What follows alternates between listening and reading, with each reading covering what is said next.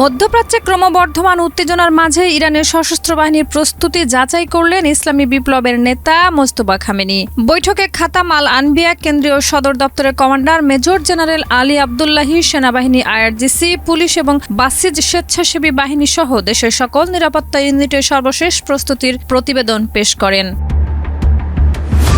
প্রতিবেদনের শীর্ষ a general দাবি করেন, আমেরিকা এবং জায়ানবাদী শত্রুদের যে কোনো প্রতিকূল কর্মকাণ্ড মোকাবেলায় ইরানের সকল বাহিনী এখন সংঘাতের সর্বোচ্চ মনোবলে রয়েছে। প্রতিরক্ষামূলক ও আক্রমণাত্মক প্রস্তুতির পাশাপাশি কৌশলগত পরিকল্পনা এবং অত্যাধুনিক সরঞ্জামে সজ্জিত হয়ে তারা এখন যে কোনো পরিস্থিতির মুখোমুখি হতে সক্ষম।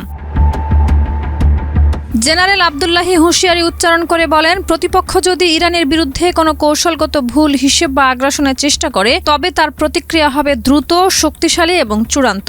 সার্বভৌমত্ব ও জাতীয় স্বার্থ রক্ষায় সশস্ত্র বাহিনী শেষ নিঃশ্বাস পর্যন্ত লড়াই করতে প্রতিশ্রুতিবদ্ধ বলেও তিনি নেতাকে আশ্বস্ত করেন।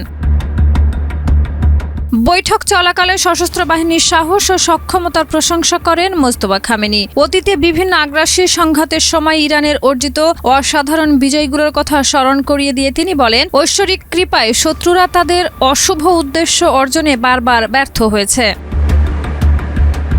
বৈঠকের শেষে শত্রুদের বিরুদ্ধে একটি দৃঢ় ও কার্যকর প্রতিরোধ ব্যবস্থা গড়ে তোলার লক্ষ্যে নতুন ও দূরদর্শী কিছু নির্দেশনা জারি করেন এই নেতা। এই নির্দেশনার মাধ্যমে ইরান স্পষ্ট বার্তা দিল যে কোনো বহিঃশক্তির আক্রমণে দাঁত ভাঙার জবাব দিতে তেহরান এখন আগের চেয়ে অনেক বেশি আত্মবিশ্বাসী। শাহিদা রুবি, মাই টিভি।